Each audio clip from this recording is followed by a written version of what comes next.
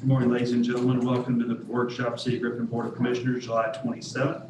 We have a couple of items on the agenda plus a closed session. So we're going to open up with a presentation of Griffin's new fleet management information system. Representatives from the team of Samsara, our program partner, will give a brief presentation on the benefits and types of information that will be available to department directors and administrations.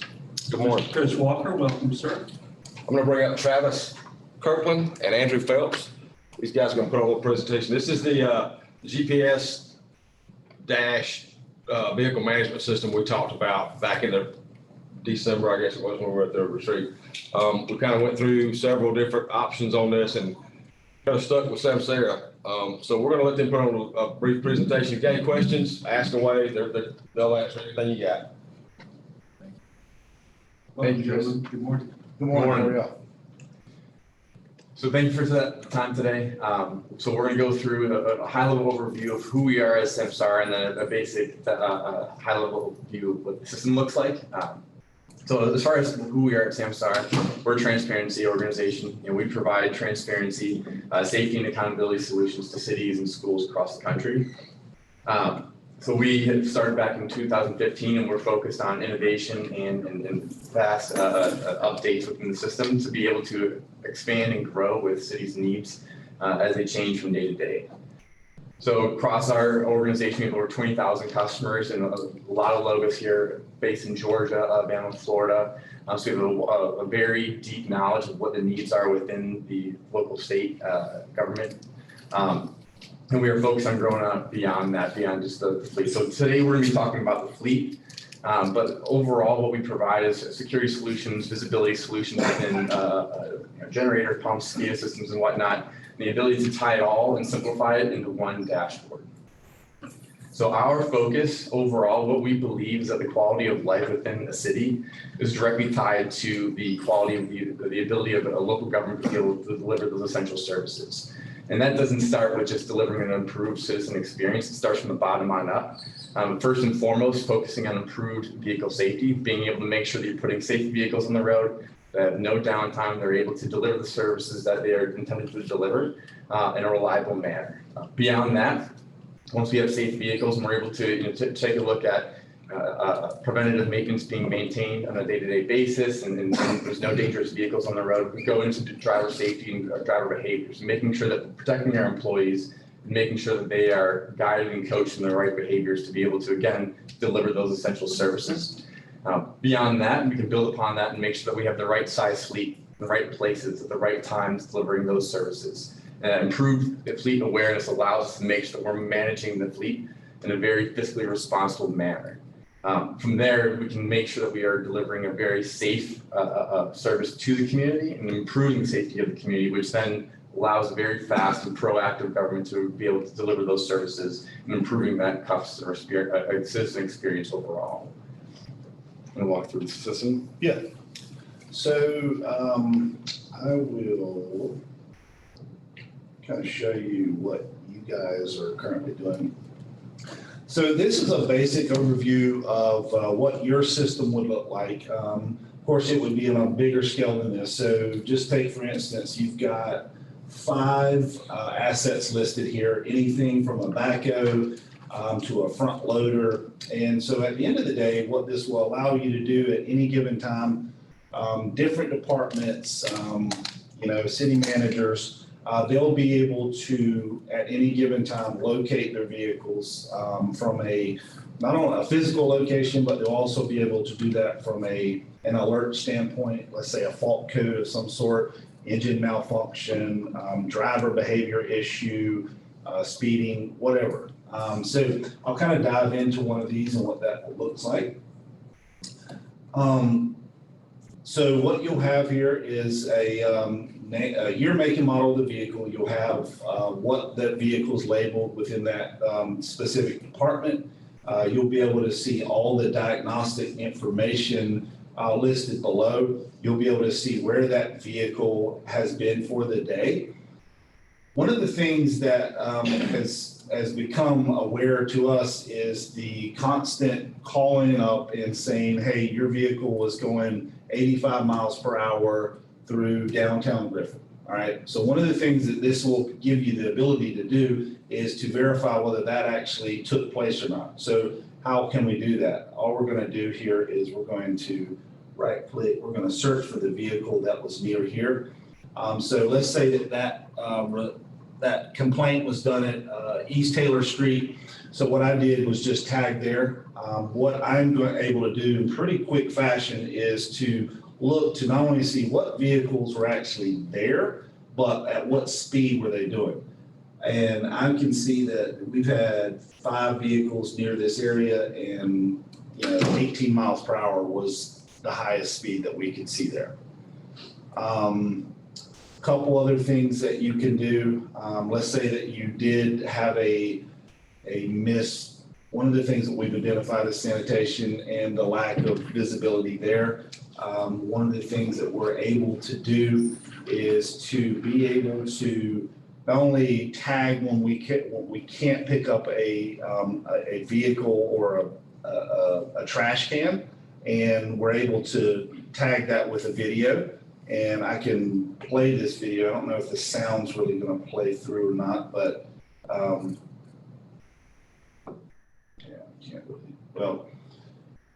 we don't have audio. But anyways, what you're able to do is to actually tag and notate why the person can't pick up the trash can. All right.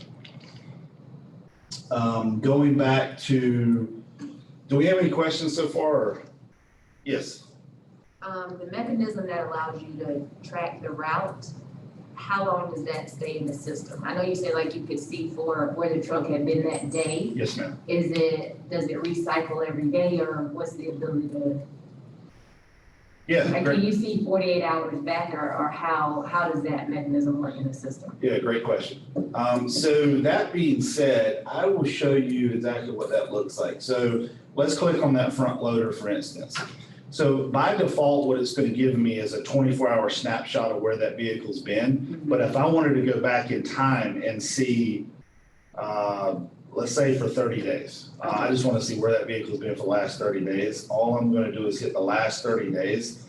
It's going to take it a minute to kind of pull that information. But while we're sitting here waiting, now I've gotten a snapshot of where that vehicle's been for the last 30 days.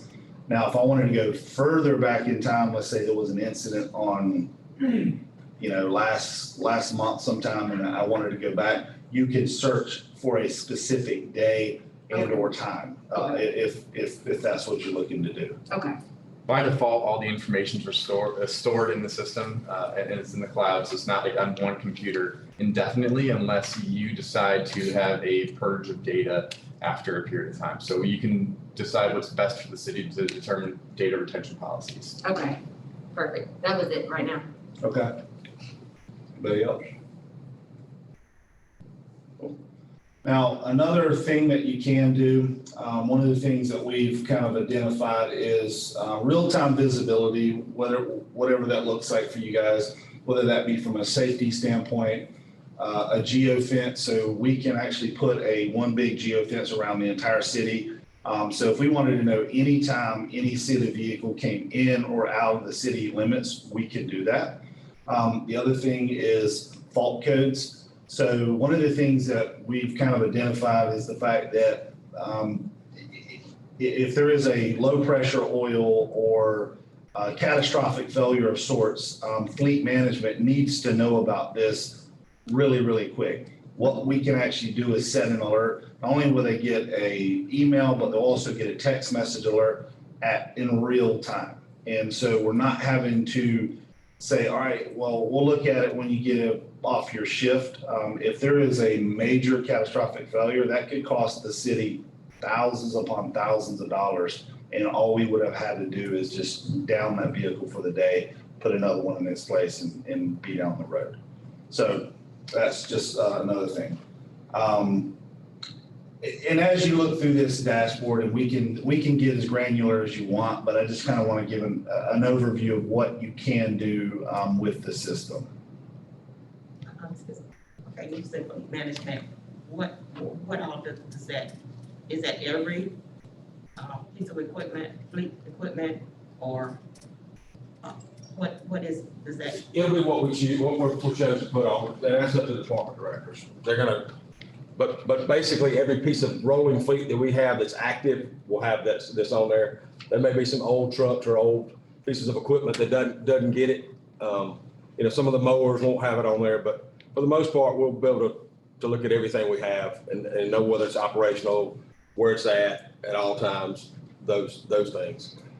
That's the plan for now. I think we have 375 units that are planned to go on initially. We have 700 and some odd pieces of equipment, but most of that stuff, but maybe generators or trailers or those type things. The kind of going by monetary, I guess it'll be city manager's call, of course, but I think right now we're planning to do most of the active things that we have that are moving and used daily. Nothing that's just sitting static that would have this on there. okay, so you'll determine each piece that you want.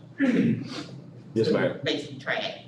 Yes, ma'am. So it won't be that somebody come in and say, in this department, well, we'll track these 10 pieces here. It's really up to the department director. That's who's making the decision on most of these pieces of equipment. I mean, the general rule is anything that's actively being used. I think we have 400 and some odd vehicles, 420, 30 vehicles. So, but a lot of those vehicles are static vehicles that are not used or backups or whatever. Those may or may not have the units on there. Most of the stuff that we're actively using will have units installed on it. When a fault code is sent, is there an acknowledgement requirement? Is there what now? When a fault code is sent. So yeah, you can set up as many recipients of the alert as possible. So we can have. Is there an acknowledgement requirement to make sure somebody got it? No, there's no acknowledgement of the fault code receipt, like notification receipt. But there is a report that you can go into and see whether it was actually addressed or dismissed. So if somebody wanted to, like Chris, say, hey, we got 7 fault codes today, he could actually go in and see if it was addressed or not. And so there is a kind of checks and balances. So right now, we're set up right now that our shop fleet manager will get those alerts. So if the department director wants to get them, that's fine too. This is kind of set up to where we'll have certain levels of who has to receive it, and then levels that if they choose to receive it. So city manager could get all the alerts she wanted if she chose to do that. If not, she don't have to. So I would advise probably not on that. Okay. The question I had is in terms of, this is on the agenda item tonight, is I guess the technical term is gateway. Yes, Okay, I just wanted to make sure I understood that correctly. And then the other question I had, and this may be less from the presentation, but just in general, is, I heard you say equipment. So, and I know that means a lot. So we're talking about mowers and stuff, but are we also talking about like the vehicles that city employees are driving? Yes, ma'am. Okay. Fleet and equipment. So vehicles and any large pieces of equipment, the tractors, backhoes, those type of things Okay. will have.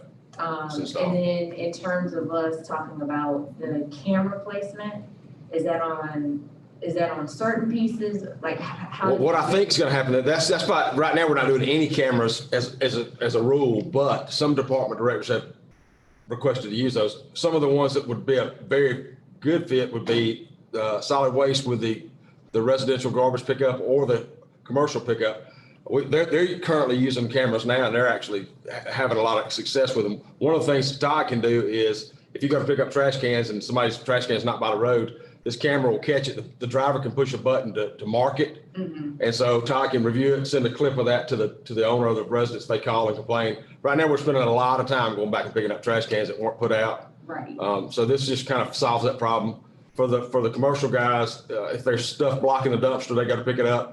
They can't pick the dumpster up. They can mark that, show a little video clip. Todd will have it, and they can go on about their route. And if somebody calls later and says, why didn't you get our dumpster? There it is. He can send a clip and say, this is why.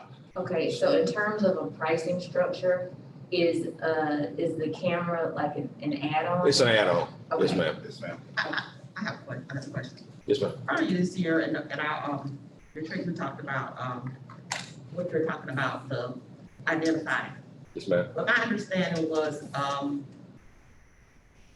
with the, maybe like with the police department, fire department, and other departments that that this would be a mechanism to track, if they were taking care of the vehicles like they should, if the vehicles, it was time for oil to be changed, so. It'll do that too. It's all of that. Yes, ma'am. But you're saying, are you saying this would, the fleet management would also include the police cars? Yes, ma'am. Okay. Yes, ma'am. I just wanna make, the fire trucks? Yes, ma'am. Okay. Yeah, so, and I'll kind of just dive into that a little more. So the current fleet software program or fleet management program that they're using is basically a manually entered like mileage. And that's kind of how they're doing their service intervals. With this system, it will be a live data that's being inputted and they'll get notifications. And so you're not having to really dive into a system and you're getting like real information because with other systems in times past, if somebody hit an extra 0 or an extra 1, then you might skip that vehicle for 60 days or 90 days or whatever it may be. There is no skipping and there is no human error that will come into place when it comes into preventative maintenance. And that's, Click on the maintenance. Yeah, I'll show sure. that, then what this will do, I think one of the things is we've had some issues, Chief, tell you, with police cars, with the motor, blowing motors, engines going bad. Well, one of the things that I discovered when I first came over was, I think we were going by, mileage on a lot of these police cars, but police cars put hours on way faster than they put mileage on. So what this is going to do is it's going to allow us to set up our maintenance schedules based on engine hours and stuff. Because there's some vehicles in the city that don't get 3,000 miles in a year, so, but the hours may be, especially if they're running when they're sitting idle or something, depending on what that trash truck runs all day. May not put that many miles on, but this is going to get our service schedules on an even par with our engine hours is what it's going to help us do. Let me say, like with the police cars, you have a lot of police cars that's taken out of the county. Yes, ma'am. How do you determine or measure if you have one living in the county that only drive, they should only be driving so many miles or? Police chief have to answer that one. I'm not sure how that's the department directive. Well, I think the good thing that they haven't yet addressed is that this is very department specific. So Chief Yates can set it a different way. He may say, I don't need to know if they're going outside the county. They may have to transport a prisoner. They may have to pick one up. I have, several that live in Lamar. So it doesn't matter to him whether or not that car goes out of the county. Now, our car for our department really shouldn't be leaving the city of Griffin unless one of us is traveling. We're going to know when that's happening. So if we see management administrative services car leaving the county, we have a problem that we might need to address. So you can set that, I think, specifically by department or division, or however we set it up to do that. She had a question about. and just to kind of reiterate that, so the police chief, he could have his own separate department, his own view within the system. And so Jessica can have her own separate view in the system. So to her point, yes, you can only get those alerts. And so this is one of the other things that I'll tell you. We're going to provide you all with 1,000 different data points. But what we're really going to do is we're going to point out the things that are important to you all as a city and push that information to those department heads or to those folks that need to see that information. And that's kind of what we do. And a department head may decide, and I hope they'll show you this, because we had this actually with our directors last Wednesday. So we've all seen this already and are sort of familiar with the system a little bit. But what they can show you is like a driver rating. So with our new pay for performance evaluations, we can look and see if you drive a vehicle, are you doing that safely? Are you making harsh turns? Are you braking harshly? Are there any issues there? And it will rate you on sort of how that's going, whether or not you've done well over the last week, whether you've improved over the last month. And so a director can say, I'm having a hard time with this division or this department. They're not, performing well in their driving skills. So I'm going to set it where I know if somebody's had a harsh braking incident, if that's an issue. And so he can be alerted or she can be alerted every time that occurs and she can address it right then. I'm not going to want those kind of alerts. So I can go in and say, I just want to know if we have a crash in a city vehicle. Please email me if we have a crash. And that may be the only alert that I want, but it sounds like you can sort of do it as you go based on what you need to know as that department head. Of course, Chief's cars and Chief Hamilton's cars, they may go 80 miles an hour. That's not gonna be a problem if they're going to a call. If I'm going 80 miles an hour, or, you know, the Potato Creek wastewater treatment plant truck's going 80 miles an hour, we might have a problem. So you have to look at that Depends what's going based on sort of what that vehicle is doing at that time. And you're able to do that with the system. Yeah, and I'll just kind of point this out. So this is an overall safety score of the vehicles that you guys have had in play for the last 30 days. And actually, from the time that we started, it was an 86, so now it's a 90. And it shows right here specifically why that score went up, and it says due to harsh turns. Now, every time there's a harsh turn, there's possibly in these vehicles a beep, but what this has done for you guys so far is it's actually made people aware that when they make a harsh turn, that, you know, we shouldn't be doing that. And so anyways, it will, to everybody's point, assign based off of whatever these harsh events are, harsh braking, harsh accelerations, harsh turns, crashes, and it will build a score. So when you're going through that person or driver's driving behavior over the last 30 or 60 or 365 days, you'll have a talking point to talk with them. That makes sense. So quick, couple quick questions. Yes, sir. I don't have an agenda item for tonight, but the upfront cost, annual cost, and termination or term of contract. And ability, if we get tired of it, it doesn't work. Yes, sir. So typically, what we've gone into is a 36-month with non-appropriation clause put in there. So if from 1 year to the next, there was some sort of catastrophe or whatever it may be, we could shake hands and still be friends. But as of right now, I think the total cost, well, I'll give you a monthly cost. It's $20 per unit per month. And that's times however many units. Yes, sir.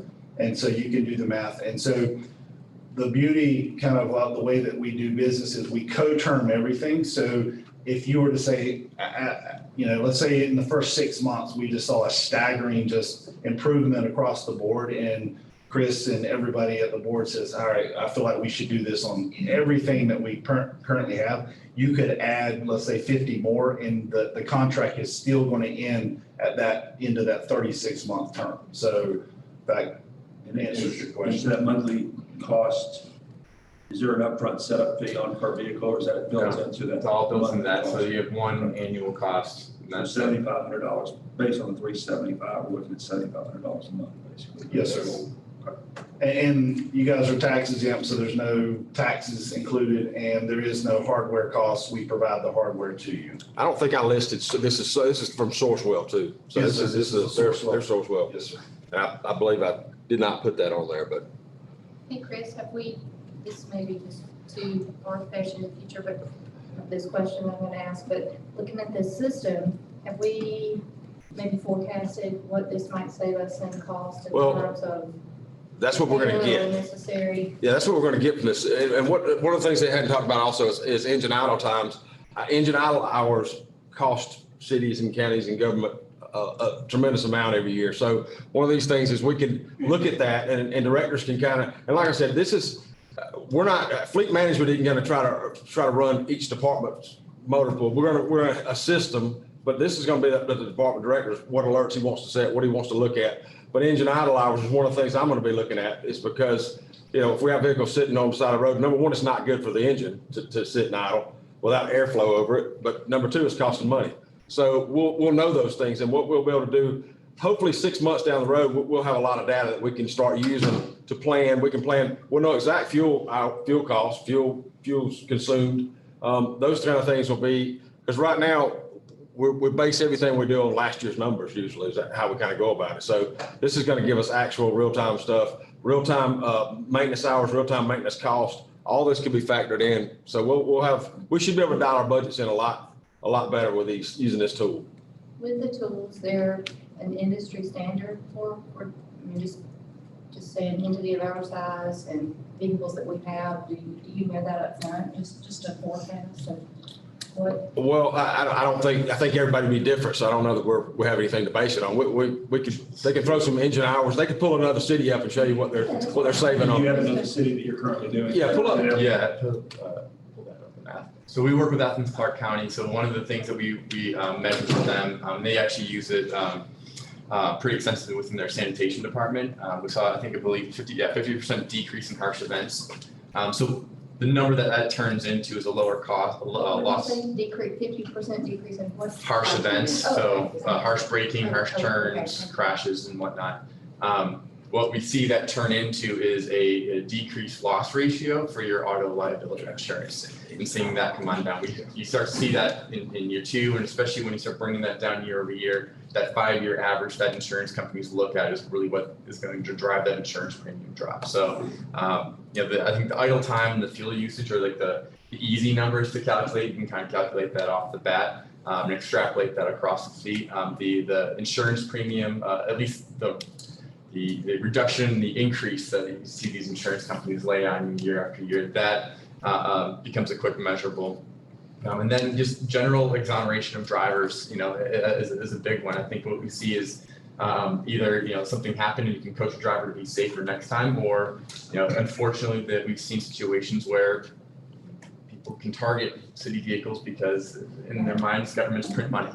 And so, being able to protect your employees and make sure that, you have all of the facts that are very objective to be able to fight those situations and fight very clearly and objectively to come to a quick resolution that, again, reduces that cost.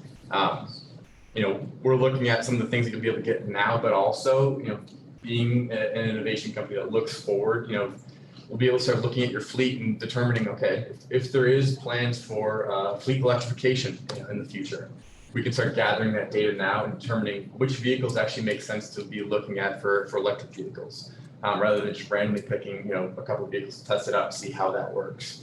And so there's a lot of new updates we'll put into the system as we see, the world change around us. A good example I think was last, when COVID started. Within a couple of weeks, we were able to start rolling out mask detection, in some of our cameras and whatnot, and being able to detect seatbelt policies and whatnot. So we're able to, allow you to not only roll out these policies, but also, again, enforce them because for the safety of your employees as well as the safety of the citizens. And just to talk through that idle time real quick, so this is City of Cocoa, they're one of our customers. They're very similar in size to you guys as far as fleet size. As you can see, their idle hours, and of course they've got a lot more data pumping in here, but this is a 30-day snapshot that when they started with us, this number was almost double.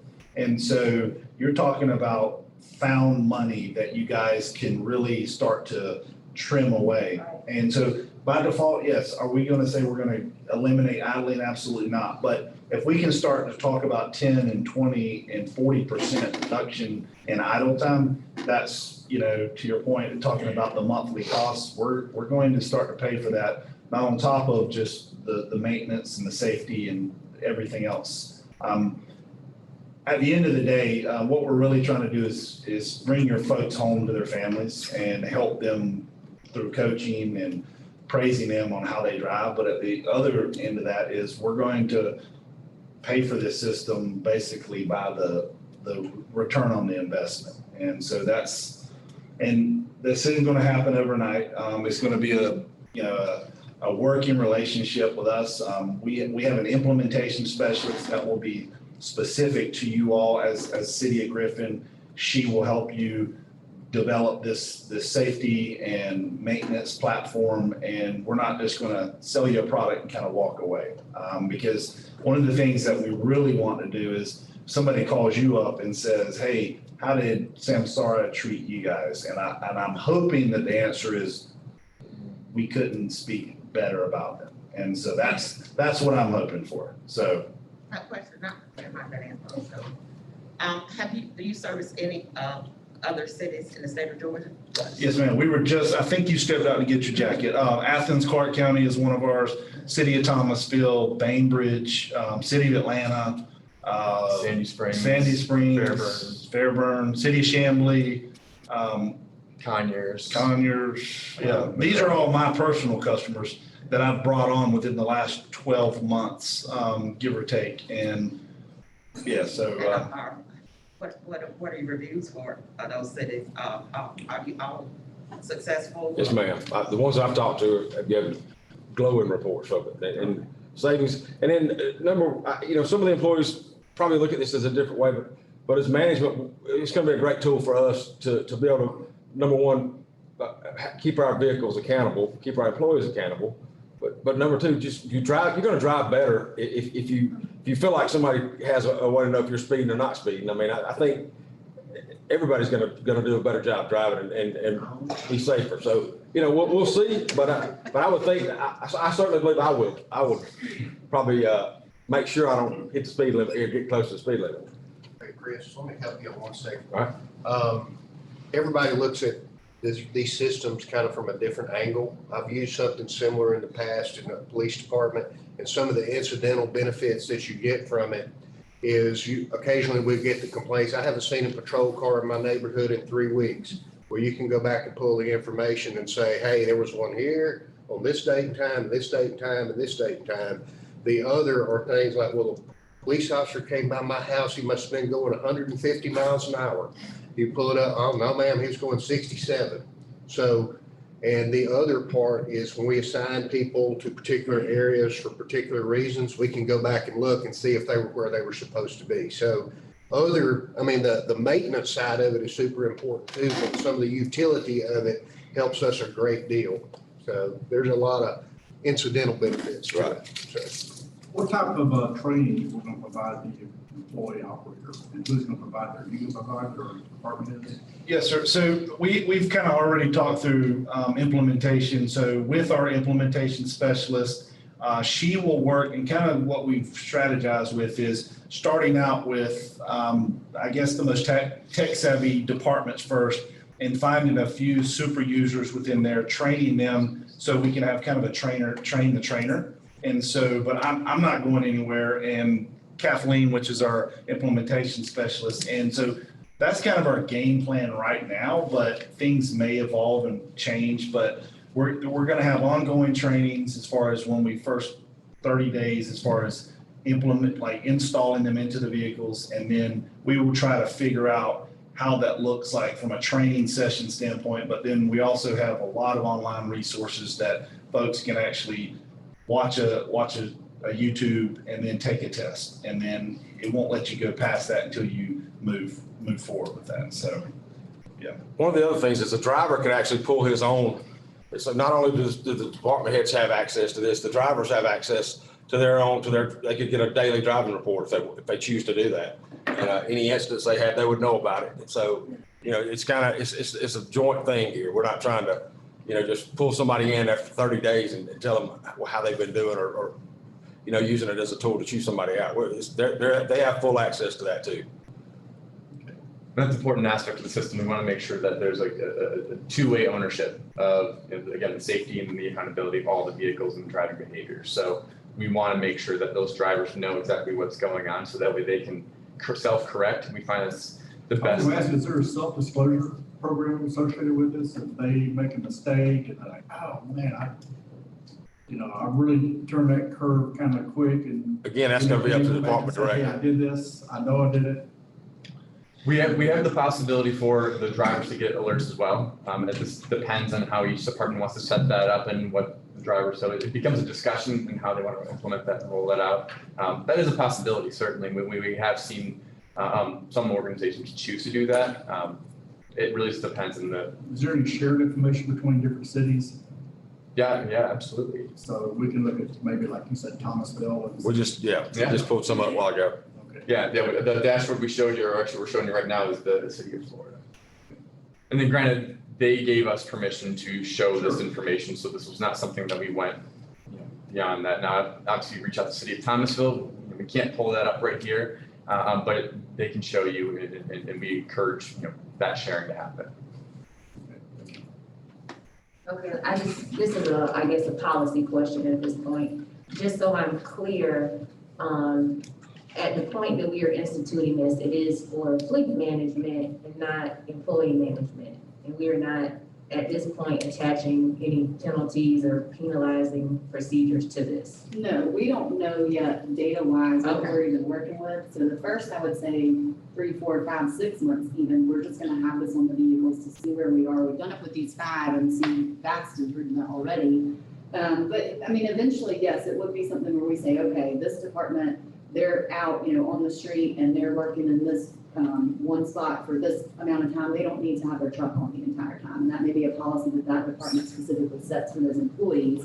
But they will have plenty of notice of that, and any kind of change that we make will be given to them. It's not something that we're gonna say tomorrow, here's what you now have to do, because we don't know what they need to be doing right now. That's the main problem at this point. Right, okay.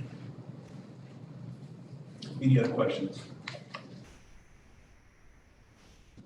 Travis and Andrew, thank you so much. Look forward to working in partnership with you. Yeah.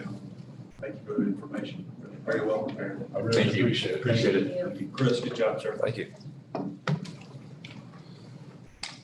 Moving into item 2 for the morning, present the development, progression, and recommendation of the equity, employee diversity inclusion team. The media presentation will also be included. Jessica Connor, City Manager, and members of the edit will address. Good morning. I hope that you all remember that we have an employee diversity and inclusion team, and I know that they have sort of worked behind the scenes since we initially established that back in July of 2020. This sort of came out of fruition from our commissioners workshop that we did in Athens. After My some. screen just went dark. Uh-oh. Oh, never mind, never mind, go ahead. He doesn't know how to use I technology. can see it, that's loading this.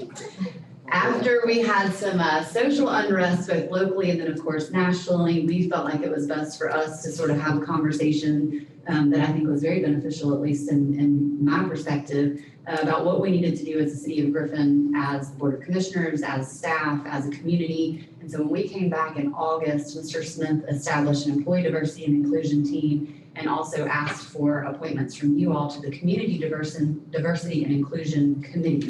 Is that right? Yes, okay. So Mr. Smith and I did sort of participate in the community one for a little while, and then they kicked us out, which was fine. They felt like they had a better opportunity to make some changes and be able to speak freely without us standing there watching them. So we don't participate with them unless they ask us to help them with something. But I am here to speak today about the edit team, which met at the first time on September 8th. At that time, we had 12 employees. They were all volunteers. We sent an email from the city manager's office asking for people that wanted to discuss the current state of internal and external employment diversity. At that first meeting, they actually came in and introduced themselves to each other because they're cross-sectionally throughout departments in the city. And sometimes your Potato Creek wastewater treatment superintendent may not know the administrator of solid waste. So they have since gotten to know each other pretty well, and we've kept most of them intact. So we have 9 now very passionate, very dedicated employees that meet at least monthly to talk about the state of our employment diversity. And I'm gonna not go into too much detail because they have a great presentation to show you, but I just wanted to sort of remind you where this started, where we've been. We did a survey in December, and that's really just sort of what started us in the right direction as to what we now are going to present you with, which is a PowerPoint presentation and our strategic plan. But we will start with a video, and then I'll turn it over to the members of Edit. I joined the edit team because I was asked by a higher, but that was before I actually knew what the edit team was. So yes, I was fell into it, you know what I mean? Maybe the first 10 years of working with the city, I was the only Black person in our office. There is diversity, but like the smaller minorities are not that many. Like there's not that many Hispanic people, I don't see that many Indian people, like just, I see a lot of African American and Caucasian, mostly Caucasian, but I don't see a vast majority of diversity. Yeah, we need more women, we need more African Americans, we need more Asians, we need more Hispanics, we need more people. We need people who want to come here and be committed to changing the community. I would love to see, women more empowered in Griffin.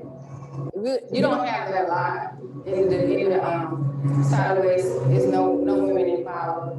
I would love to see that, like at least running one station. you know, and I know there's no opportunity for it right now, but that's what I would love to see, something like that. I am City of Griffin's first female city manager. I don't think that there's anything that society should be able to tell you as an individual that you cannot do. In this day and age, in 2021, that's just not a thing anymore. If you go to one of the most big city power companies, they're more diverse. Now, I think when it comes to more towns that I don't, someone that is in here, you know what I mean?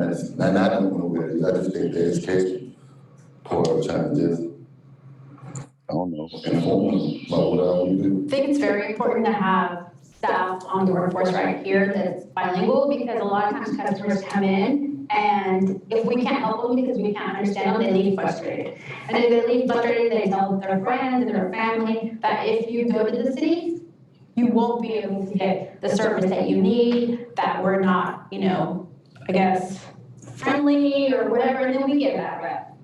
But I feel like if people come in and they need help setting up their utilities or applying for a permit and there's someone that can help them, then they'll leave feeling good about this place. Yeah, we want to be more diverse. We want to be open to the world instead of trying to have so much closure, or instead of trying to focus in one little funnel. There's a whole lot of funnels out there we got to tap into them. A lot of good people out there. We're a great community of employees, but I don't think that we translate that well to our citizens. And so this team, this group needs to show that through our policies, that those need to be changed, or through our actions, that's what we do, that we're an employee team that comes together regardless of what race, gender, you know, sexuality, anything. That we're here to work as a city of Griffin for the city of Griffin. There's so many languages in the city of Griffin. Is made up of so many different ethnic groups that I'm sure Hispanic people aren't the only ones that come in here and are not understood. So I would like there to be, just a bigger array of employees with different language backgrounds. The type of change that I like to see couples is, it would be nice to have more diversity within the city.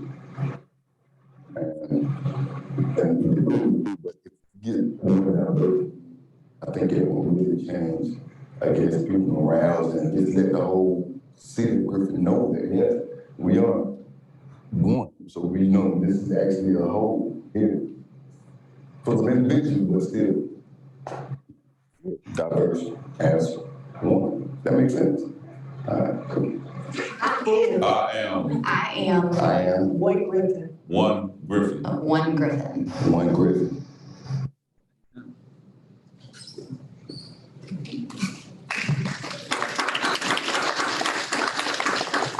Good morning, I'm Stephanie Woods. I'm your HR director, and I am One Griffin. One Griffin, a brand, our brand, as a city, as a community. A campaign that can be used internally and externally that focuses on our people, the who One Griffin is already made up of. As individuals with their own personality, their own characteristics, thoughts, etc. We are all one. Not just employees of the city, but as a community, all coming together, working together, and belonging together. The One Griffin term was first adopted when the city bought this building and dubbed it One Griffin many, many years ago. In a sense, we're reviving that, as you saw in the video. As shown in the video, we do have some diversity, but we clearly need more. And let's talk about that awesome video and the great employees that are in it. Why did we choose them? I'm going to have some folks help me out with this. Mary Carricker from HR, if you'll come up and explain to us why you chose Vicki Coggins in the HR department and Captain Homer Daniel. Good morning. Good morning. Vicki Coggins, as you saw in the pink, she was hired May 13th, 1985. So she's been here 36 years, 2 months, and 10 days. When Vicki started working for the City of Griffin, she was hired to do payroll. And 36 years later, she's still doing payroll.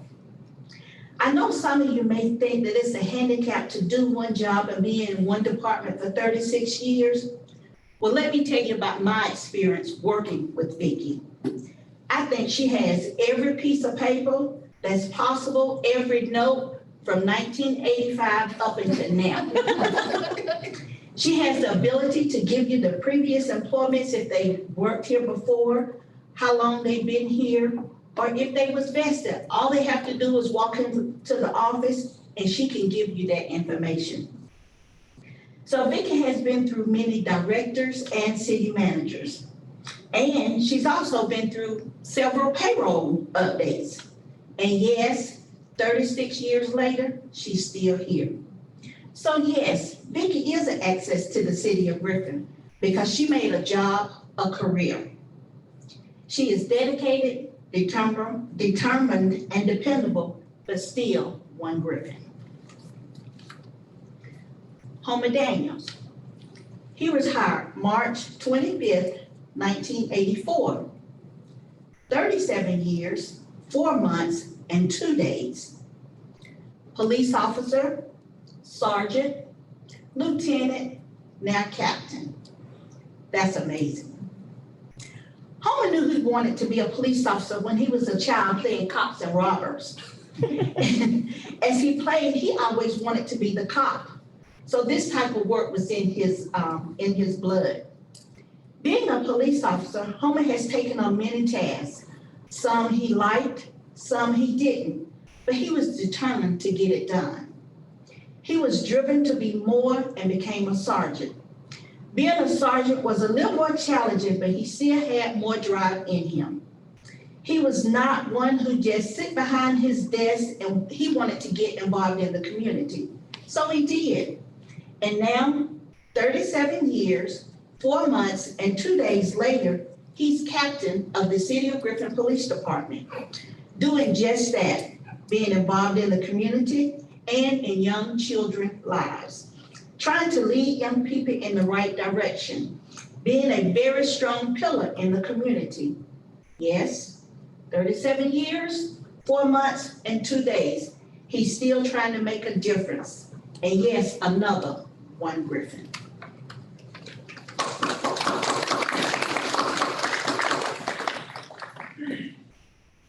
Also on the video, you've already seen Eric Weems, who's in our electric department.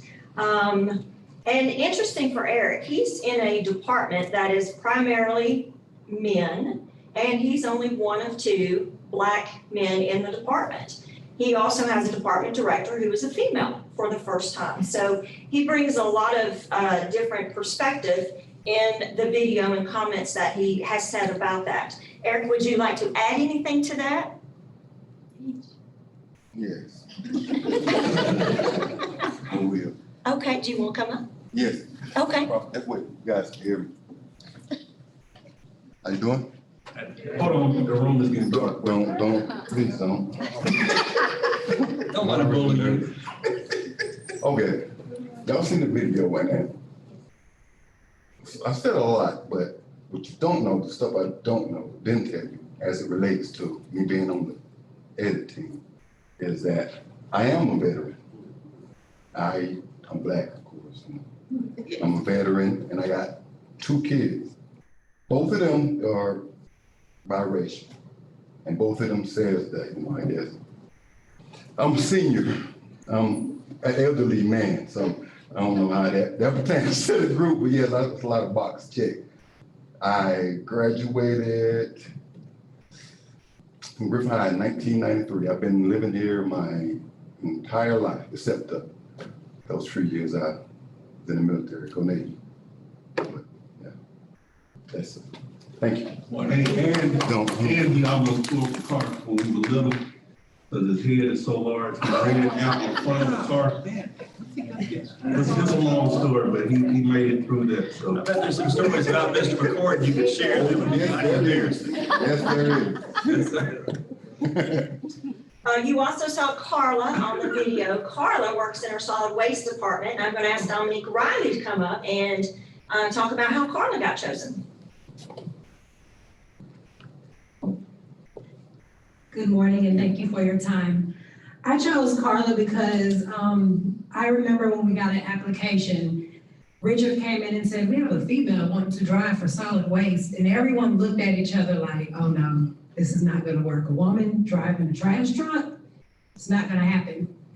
But we just, I mean, not because we didn't want her to, but just we honestly didn't think she would like it. I mean, solid waste is a male-driven industry, so we honestly didn't think she would want to stay. She came in and she ran circles around our male drivers and has continuously been a hard worker, been dedicated. And I just think it's awesome that a woman could come in and fill a position like that when everyone thought that she couldn't. So when we started talking about this video, she was the first person that came to mind.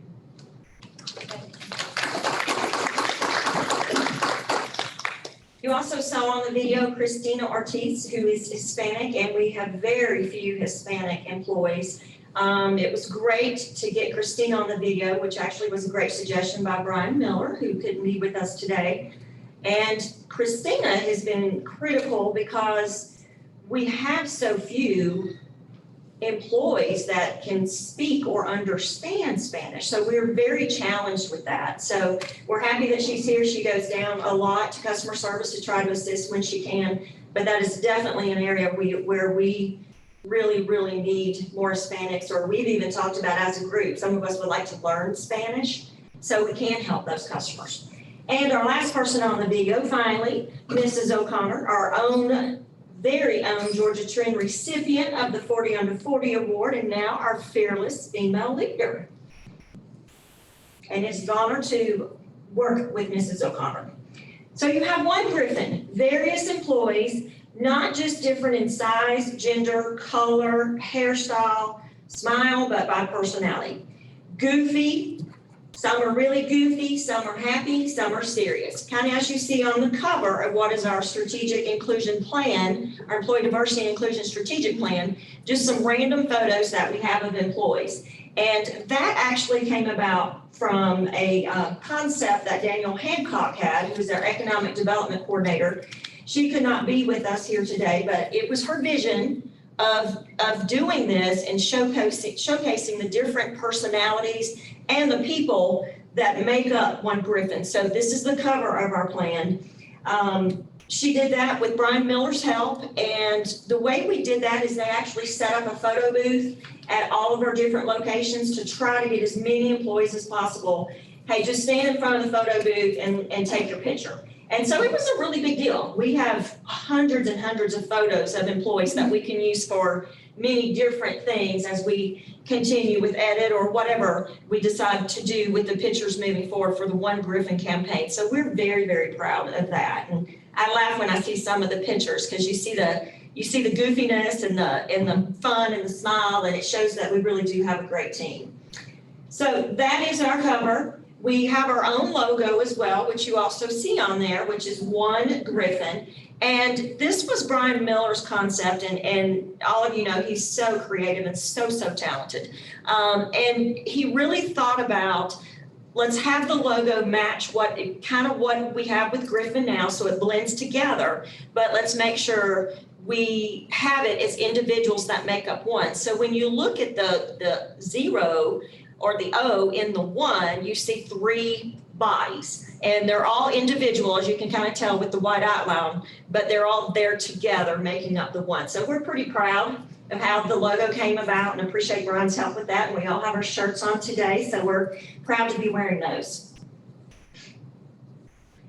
So edit team members are going to follow me. They're going to introduce themselves, what and where they work for the city, what they do. And most importantly to this discussion, they're going to tell you why they decided to volunteer for the edit team, because it was completely volunteer and it has been a lot of work that we've enjoyed, but it's also been challenging too. So they're going to walk us through the actual employee diversity and strategic inclusion plan. Before I turn it over to them, I'll tell you why I got involved into edit. And I actually kind of got involved into edit just because I am the HR director, and I knew that the comments and things that folks would say that were in the group were going to impact me in my department.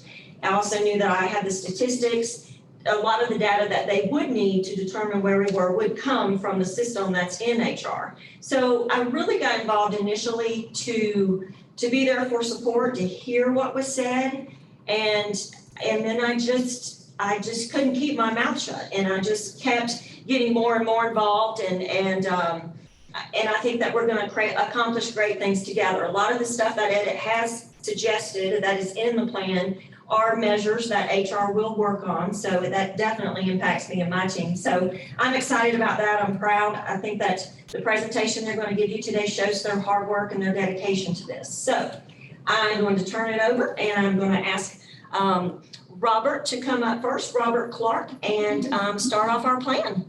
Thank you. Good morning. How are y'all? Good morning. My name is Robert Clark, and I am your superintendent at the Potato Creek Water Pollution Control Plant. I want to start off by saying thank you for allowing us to come here today. We have worked hard to get where we're at, and this is actually the first time we are sharing it with anybody outside of our group.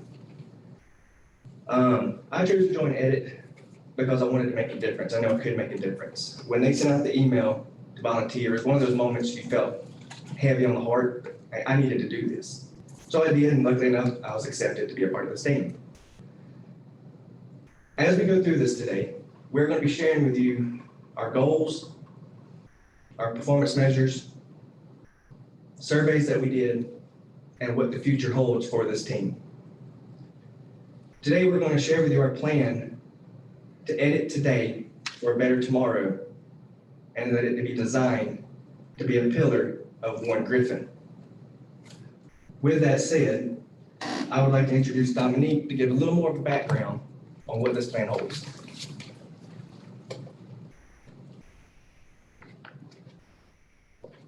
Again, good morning. My name is Dominique Reilly. I work in your solid waste department. I've been employed here for 10 years. I wanted to join Edit because I truly believe in this organization and want to see it function at its full potential. I also felt like I could bring a unique perspective to the team.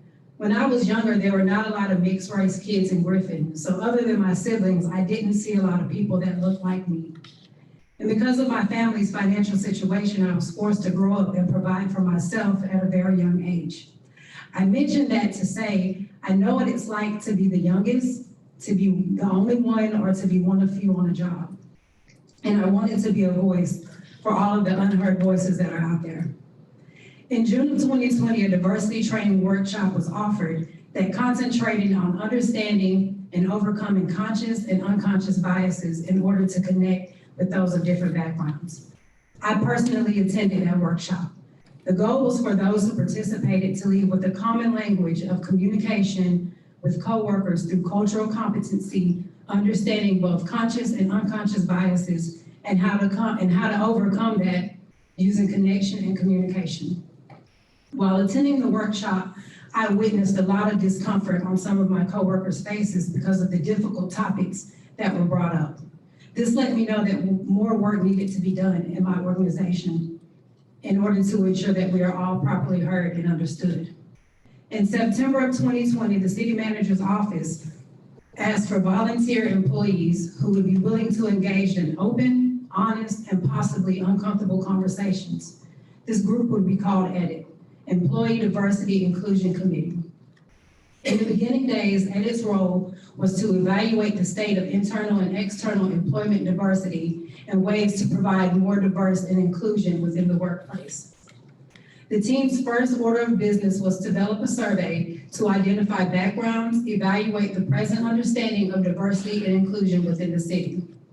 I can recall we all collectively worked really hard trying to convince employees how important participation was on this survey. I actually sat down with a few of my coworkers in my own department to read survey questions and input their answers anonymously for those who needed the help. Out of roughly 450 employees, 230 participated in that survey. On one hand, I was really happy to see that almost half of the city staff participated in the survey, but on the other hand, I was very worried about all the unheard voices. Who are they? What is their story? Why wouldn't they participate? Out of the results, we identified that there are 75% identified as male, 25% identified as female, 71 identified as white males, 28% identified as Black males, 1% identified as Hispanic, Latino, or Native American males. 59% identified as white females, 39% identified as Black females, and only 2% identified as Hispanic, Latino, or Native American. We compared our results to those of the county.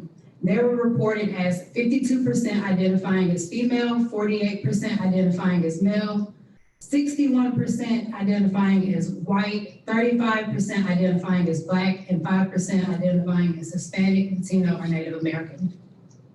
Those are just a few of the things that we looked at.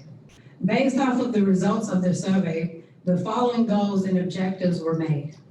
One was to create and adopt a diversity statement, to create and implement training programs for all employees, to improve overall communication to all employees, to promote awareness and appreciation for the differences that we have through signage, artwork, and communication, to review our current recruitment, hiring, and training promotional practices.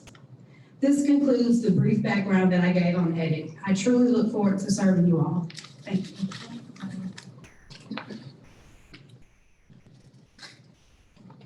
Next, I will introduce Mary.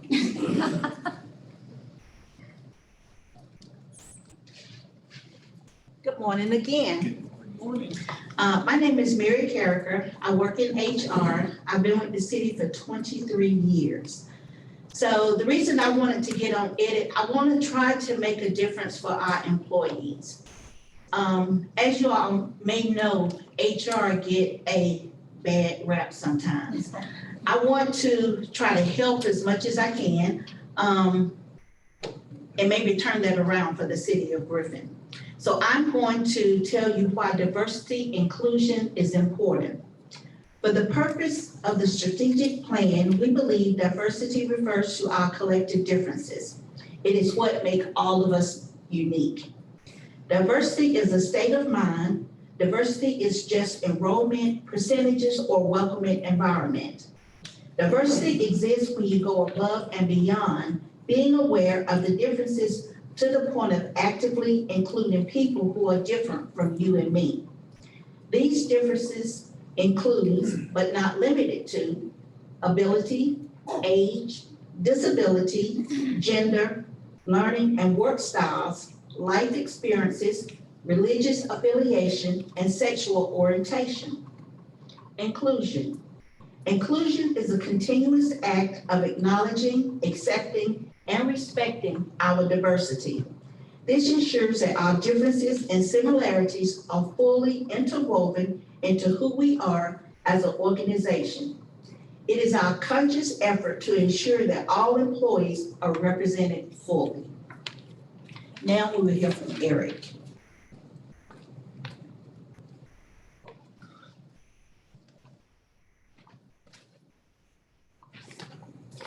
My name is Eric, again. I'm a lineman, still Griffin Electric Department. I've been here almost 16 years. It'll be coming November. I'm going to explain why diversity and inclusion matters. The EDIT team agreed on a common language and then discussed the importance of diversity and inclusion. This led to the development of the team's formal diversity and inclusion statement. Our diversity and inclusion statement goes, the city of Griffin is committed to a work environment that values and supports diversity and inclusion. Together, we strive to enrich our diversity and promote acceptance and differences of others. We believe diversity strengthens our workforce and inclusion allows for us to grow together. This group will strengthen our work environment, our government, and our ability to serve our citizens. And then with the path forward, we have Kamari.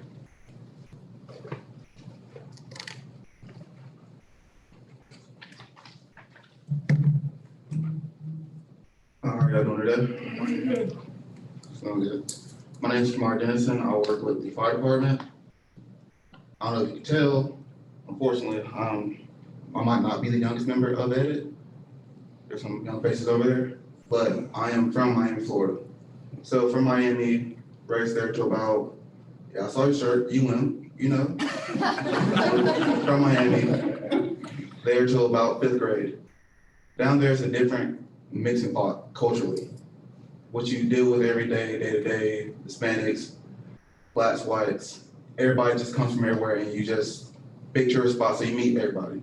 Never know who you're gonna meet that day.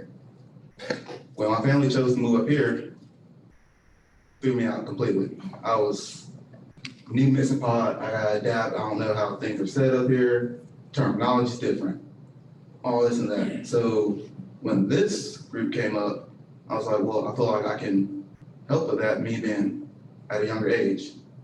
I'm younger, I know more things, I see how things go differently, I see how things change and are changing. So, as you heard from our team, we work to develop a diversity and inclusion strategic plan. This plan requires edit to continue and monitor and guide the effort moving forward. What follows are specific goals and tactical actions to strengthen the city's belonging. It is important to emphasize that the strategic plan is a living document. Edit will establish an internal group structure to continue to promote the strategic plan while adapting and supporting ideas as needed. Next speaking will be Robert, our second Robert. Thank you. Good morning. My name is Robert Mole, and for the past 14 years, for those of you who don't know me, I've been your airport director. Growing up, it was me. People liked me. I didn't have a whole lot of exposure to other cultures. Left high school in 1984 and joined the Army. So I went from my little bubble to the big bad world. And it was everybody, all cultures, all races, even other countries. Gained a valuable education, came back home, went to college. I went to Albany State University, and that is a historical Black college. So I gained a very unique perspective there and furthered my education. Again, got back into the Army as an officer, and one of the additional duties they assigned me was to be an EEO investigator. So big picture, knowing nothing, my little bubble, to investigating EEO complaints. So when this opportunity came along, I said, I've got a little bit of knowledge, a little bit of training, I'm dangerous, maybe I should join that group. So anyway, within our plan, we have developed 3 goals that are incorporated here. As you saw, Kimare, he was very comfortable reading from his electronic device. I, being a little bit older, I'm going to revert to what I know, and that being paper. So our first goal is to actively seek and recruit employees and volunteers with diverse backgrounds. There are 4 tactical actions that accompany that to create diverse promotional materials that begin given at recruiting events, such as job fairs, and other community activities. Number 2, showcase the diverse workforce to our community by spotlighting a different employee with his or her testimonial each month in the City of Griffin's weekly newsletter. So get that newsletter, read it. Create and implement the One Griffin campaign internally and externally that highlights we are for all people. 4, ensure that the diversity and inclusion statement is visible on promotional materials, advertisements for job openings to include job descriptions, the city website, internal electronic information boards, televisions, external job boards, social media, print media, city grounds, and more. Our second goal is to develop and maintain a work environment that supports and nurtures each individual throughout his or her tenure. There are 7 tactical actions. The first, host internal job fairs to showcase different opportunities for employees to change career paths or advance. Formalize a new hire orientation to be in a group setting that will be more comprehensive, inclusive, and welcoming. include the creation of materials that will help support new employees by educating them on all departments and roles within the city. To host quarterly internal trainings with various leadership and non-leadership topics, to acknowledge and recognize employee achievements as often as possible, to allow employees the opportunity to job shadow in other departments, to arrange occasional question and answer town hall opportunities for employees with the city manager. And the last one, to formulate a complaint suggestion system allowing employees to feel completely safe to voice their thoughts and opinions without fear of retribution. And then the third and final goal, to continue to develop and communicate policies and procedures governing our workforce that are mindful and inclusive of our diverse community. There are 8 tactical actions. The first, create a fun, informal video that employees will be mandated to watch each year that revisits policies and procedures, in essence, a reorientation. Add the diversity and inclusion statement to existing and future materials like name badges, mission vision statements posted in each department, personnel policies, etc. Formalize and post a complaint process for issues that are specifically related to equal employment opportunity. Ensure the annual review of related city policies. Continually seek employee feedback through surveys and other informal meetings. To ensure information on job openings and learning opportunities reach all levels of employees. To ensure each employee has an email address and access to a computer. And finally, to utilize the city's intranet as a communication tool and encourage all employees to frequent it. And I was going to be followed by Chris Sprayberry, so now I think Stephanie. Thank you.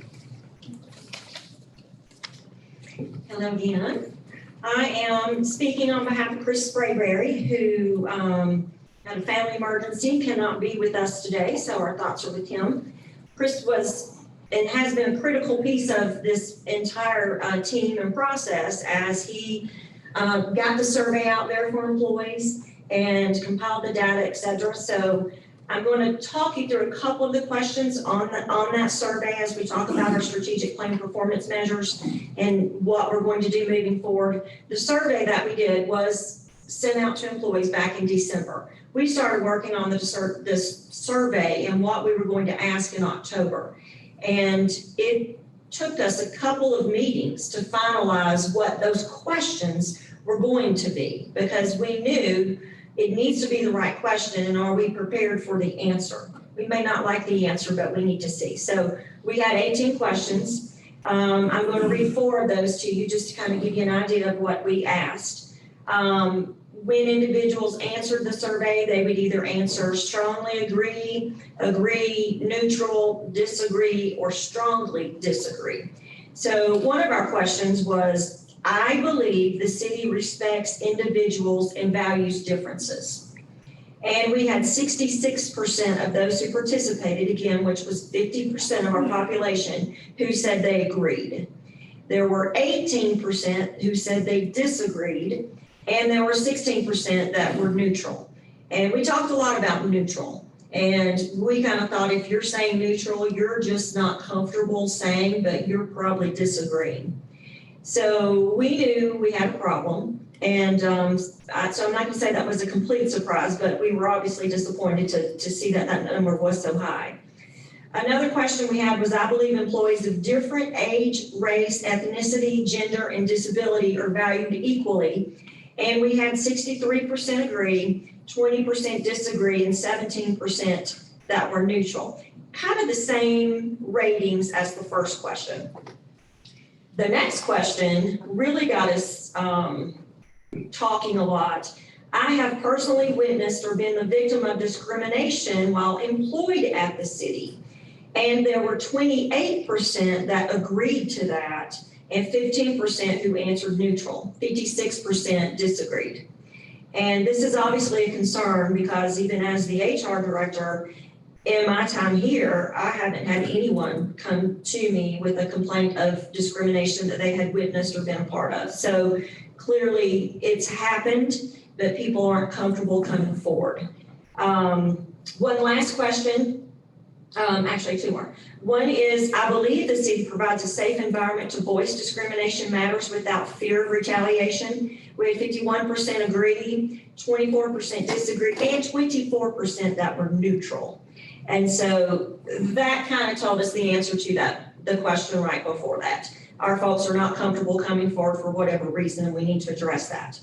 The last question I'll share with you is, I believe employees who are different from most are treated fairly by employees. 66% agreed, 22% disagreed, and 17% neutral. And the reason I thought that was worth mentioning is because that's not how the employees are viewing how the city treats them. This is how their coworkers are treating them. And so we thought that was important to say.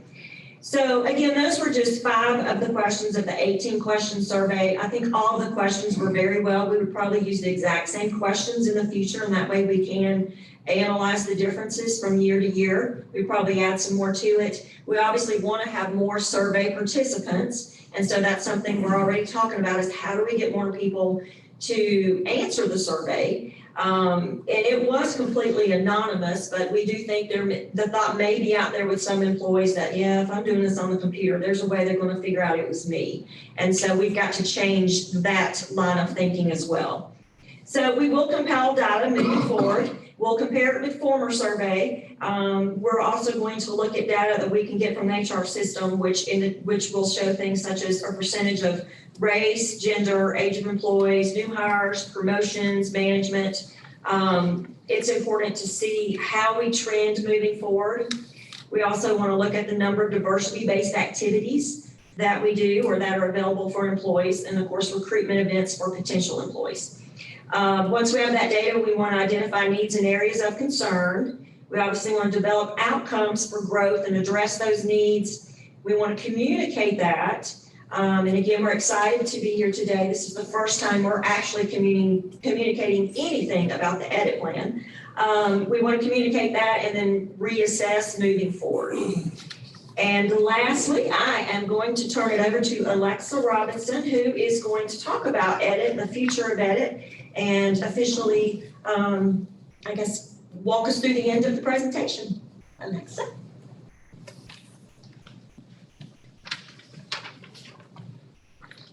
Hi. So that was a lot, and we have even more for you. But first, my name is Alexa Robinson. I work for your stormwater department, and I'm a watershed protection specialist. My job is fantastic. I get to run around in the rain and roll down hills sometimes on purpose. It's fantastic. But why did I join Edit?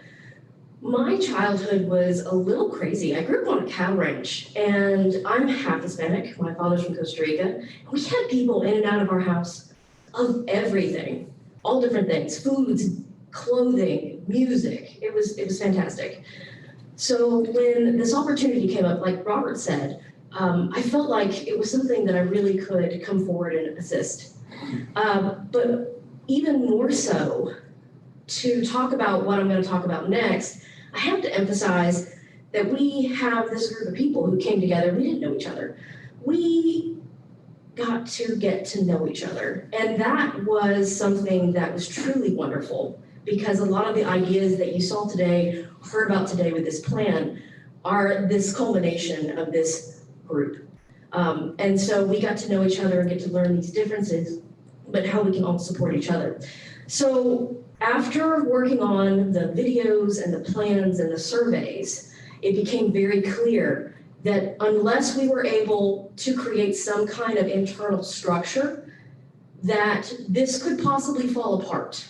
And it's too important. So we decided that we would create a group, a structure, a governing structure that would allow us to move forward into the future. So we have these 9 people, but we understand that at some point in time, one of us is probably going to lead this group. And we need to be able to replace them with people who are just as passionate as what we have now. So what I'm going to go over briefly is how we're going to put together this structure. And I'm going to talk a little bit about our term and term limits. our recruitment, our meeting schedule, and the evaluation of the program. So under our term and our term limits, we would like to have a group of no more than 9 individuals. We found this was a really good number and it worked well for us. We would like for them to be from all different departments and all different levels, from our boots on the ground person to someone who's behind a desk making lots of decisions. So we get all the different perspectives of our employees. So our term limits are going to be 2 years. This was one we went back and forth on about length of time, how you're asking an employee to serve on a volunteer committee. You have the option to renew for 2 more years. And then after that, we have a roll-off structure. So that way people can leave when they're ready to. As far as member roll-offs go, we would like for them to be staggered, and we would like our experienced members to mentor our new members, so that way everybody can be caught up and move forward fairly smoothly. For our recruitment, our ultimate goal is to find people who are willing to bring different perspectives and understanding to this group. And we want them to be able to commit to this program to make a success. So commitment is a very important part of this. Our new members will complete a written statement. This will explain the exact reason that we all gave you of why we want to be on edit, why they want to be on edit, as well as their department. We will have them sign a commitment form. We all sign it, and it goes over guidelines on behavior, how we interact with each other, how we interact with other people, attendance as well, and of course the completion of tasks. We want to be efficient and effective with this group. Members will take part in potentially difficult conversations. That is something we sit behind a closed door and we argue with each other, as you well know what that's like. But it's important that we are able to trust each other and know that we can talk about these things and come to some kind of truth, but then they would be able to walk away and shake hands later. That's very important. So we want these conversations to happen with openness, honesty, respect, and discretion. Edit will interview new potential members, and we will put forward questions and scenarios, asking them how they would respond to certain situations. And then we will vote as a group on who will join us. Meeting schedules, we would like to meet monthly for the remainder of 2021. And then after that, 2022, we're talking about meeting every other month. And we have been meeting, I don't know how long, but we've been meeting weekly for the last couple of months just to make sure we have everything in order. So we've really gotten to know each other. Meetings will be set well in advance, so we all know when and where we need to be. And then finally, evaluation. So you've heard a lot about this survey, and I cannot emphasize enough how much back and forth talking about, yes, we want this question, no, we don't want this question. It really took a lot of decision-making skills to pick out what would be the most important questions that we want to put forward. So this survey is a big part of the evaluation of the program. What we are trying to create is a baseline of data here. When we understand where our baseline lies, then we can move forward, similar to what we saw earlier with the vehicles. Then we can see how we can move forward into the future. And that will help determine what of our programs and our goals are being effective.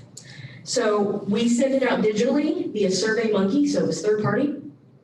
We had a printable version that was sent out to all of the heads of departments. And we also sometimes just printed copies and made sure that anybody who needed a printed copy and then could turn it in anonymously, of course, they could have access to that. So we did run into some issues there, and that'll be a big part of what we do moving forward is how we can improve that process and make sure that as many employees as possible have access to it. Edit will update and send out the survey annually, and we want to use it to gauge the effectiveness of these tactical actions and also monitor change over time. We will work to improve both the availability of the survey and of course increase participation, and we will update and adjust the strategic plan to maximize potential impact based on the knowledge gained from the survey and the response to the program. And it will fully review the program every 2 years to assess if these actions have been successful. So that's a lot. So as I am finishing, I would like to once again thank you for letting us come before you and present this. It is a living document. We are a living group of individuals. And I think that what we have here is a great basis for moving forward into the future. So once again, thank you very much on behalf of my fantastic edit team for letting us present to you.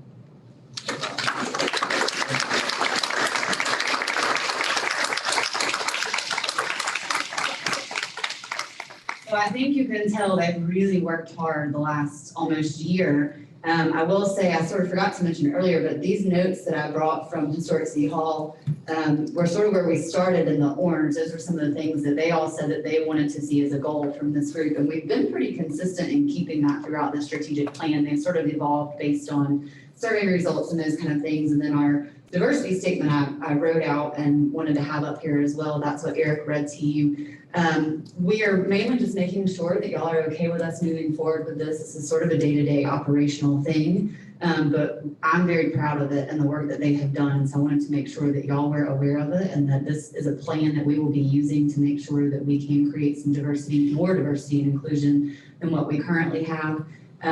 This group of people has done an excellent job representing, I think, their departments. Their directors should be very proud, and they have put in a lot of work to make this what it was today. They were very nervous, but I really couldn't tell. I think they did a great job with that.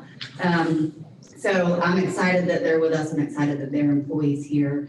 And I'm just grateful that y'all are willing to give them the time to come and speak to you to see how important this is to us as an employee team. So if everybody is okay with how this is laid out, then we'll be moving forward with making sure this is implemented throughout the rest of the year and from here forward. I want to commend y'all. This is exceptional. I've been serving on, as I came by and spoke with y'all last month, I've been serving on this State Equity Inclusive Commission, with GMA with 25 other mayors for the last 13 months. And in the discussion, the dialogue, y'all are like light years ahead of what a bunch of mayors have been trying to accomplish. But what's coming out of that, as I explained to you, is there's 12 pillars that we've been focusing on through GMA.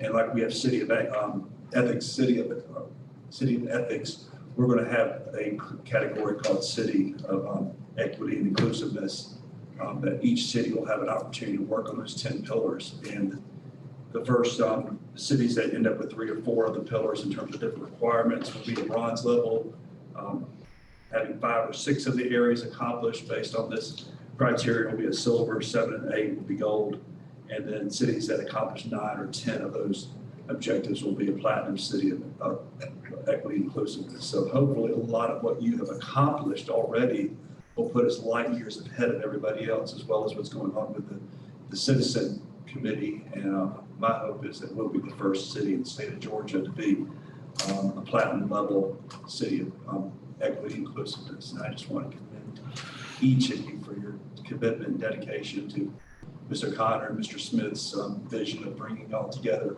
so quickly and effectively for the greater good of One Griffin. Right, Mr. McCord? One Griffin. Does anyone have any questions? I know that was a lot to go over and they went over it somewhat quickly, but any questions? Yes, sir. I have a question. Of course, we had limited results in our survey. What are we doing with those results? That's how we came up with the action items that we needed. So the goals were taken directly from what we felt like needed to be done based on those survey results. So we hope that once we get those implemented and start some of those tactical action items, you'll see next survey results. I hope a lot more employees. I think that's pretty indicative of itself that people didn't trust to take the survey. We even heard that from employees. And I will say, we even had a note that I didn't put up here, where at first we said it's going to be the department director's responsibility to get their employees to take the survey. Do y'all remember that? And we decided real quickly that might be part of the problem. No offense to department directors, but they normally are going to trust their coworker more than they are their department directors. So each of these people were responsible, because they're cross-sectionally throughout departments, to get their coworkers to take the survey. And I think had we not done it that way, it would have been even less. But those survey results we use almost every time we get in the room. Somebody says, well, remember when they said this about this particular problem? We haven't addressed that through one of these action items. So that's what we'll be doing through those action items if we feel like when we take that survey again in just a few short months, you'll realize, and something is not improved, then we obviously didn't address that as well as we thought we did in a goal and an action item, or we haven't yet gotten to that one, and so maybe that's okay at this point, but that'll be the way that we can measure sort of where we go from here. It's very impressive and it's incredible what you all have done on top of your plethora of job duties that each of your jobs all require. I don't know how, I mean, especially I'm kind of familiar with what you all do, but I see Eric everywhere, all over it. So I just want to commend that you've taken the time to do this, and you have to show employees. And so this is you know, you can talk about things, but I think what you all are doing, that's gonna show the employees, so hopefully the next survey, you will have more participation and this, that all those numbers improve. So I'm hoping that that's a goal of yours as well, but I want to thank you very much. I'm very impressed, blown away. I would like to make a quick comment. Of course, Mr. Holberg pointed out the one Griffin. I coined that phrase back in 2006 when we purchased this building to have the One Griffin Center. And it's all about what you guys talked about today, about being one Griffin, that we are all different.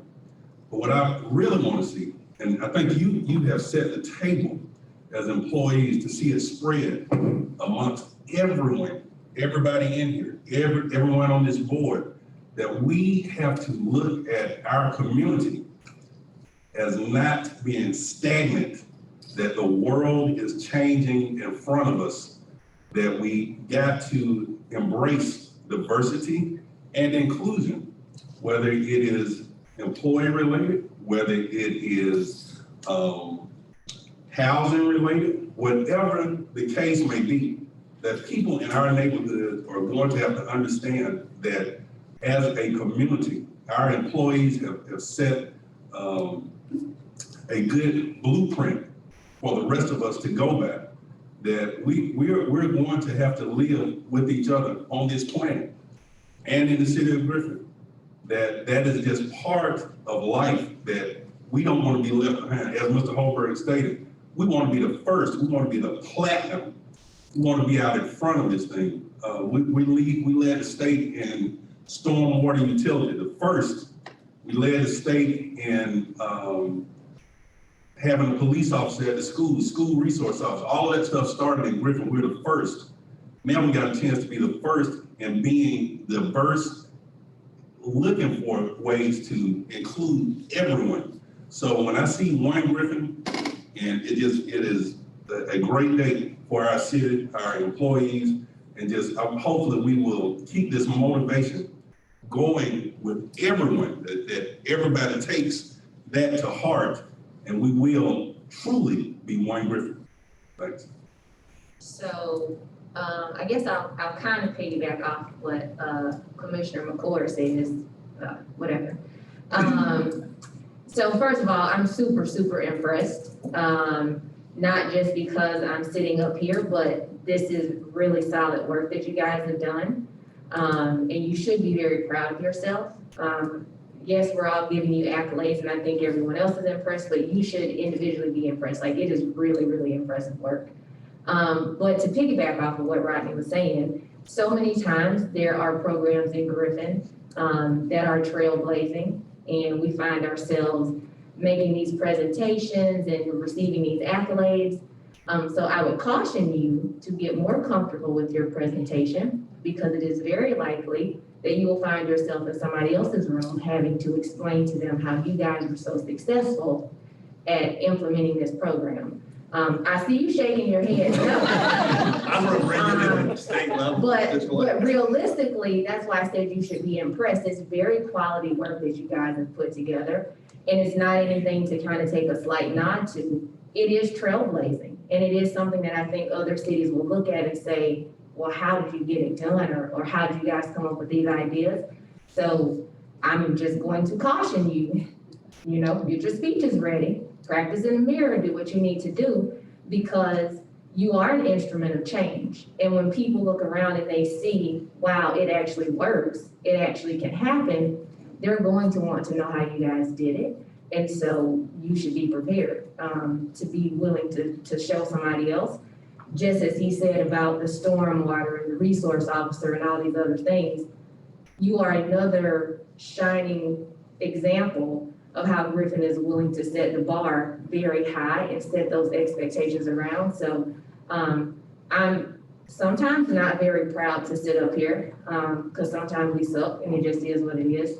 But at this moment, very proud to say that I'm part of an organization that has employees that are willing to volunteer so much individually of their personal time. Like, y'all rocked it. Like, you legit killed it, so I appreciate it. She stole what I was gonna say. But anyway, I am very proud. I'm happy to see what you all have accomplished. And I know that it's real because y'all didn't have to do it. You know, nobody solicited or drafted you or made you do it. You volunteered, and the passion that y'all show, I'm just overwhelmed. I'll close it out, Jessica. Yes, sir. The two items that we talked about this morning are just more impressive. The city of Griffin, I've been on this committee as a commissioner for 7 years now. And I've always said that the city of Griffin had a good organization. And I can say it's a great organization, what we're doing today with the fleet situation. I know that's going to be a real little plus for us. And certainly when we can be a community of one Griffin Center and take care of the rest of it.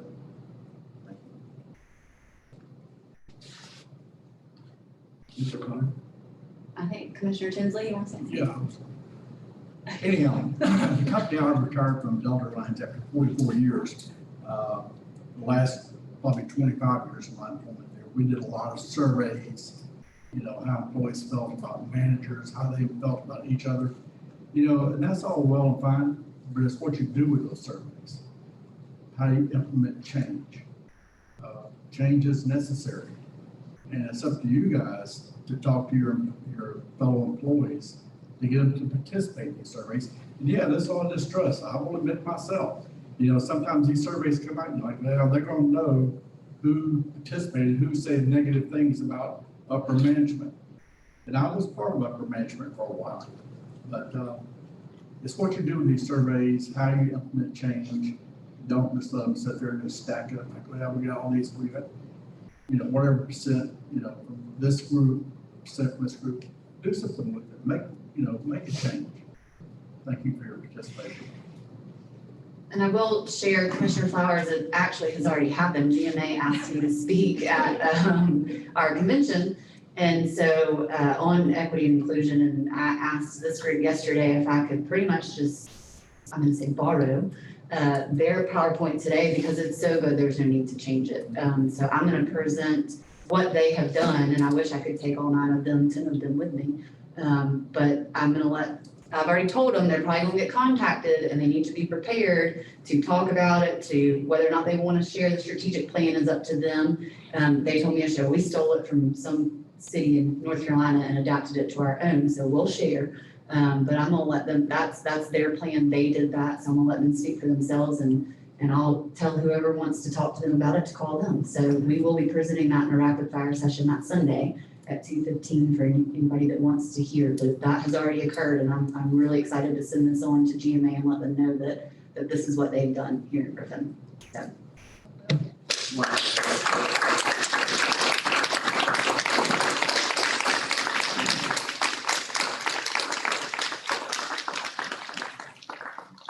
Again, thank you all for what you've done. I expect I'll be dragging y'all to the new GMA Center sometime this fall to make have you formally do a presentation to the commission.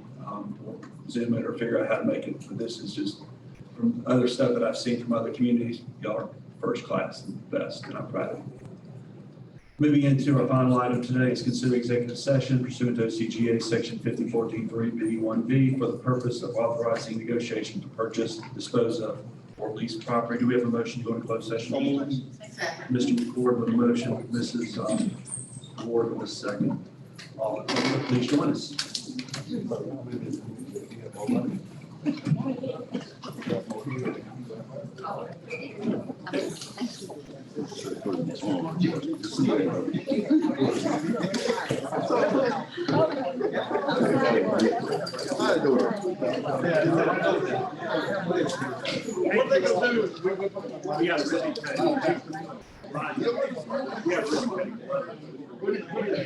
Great job. We got a ribbon cutting.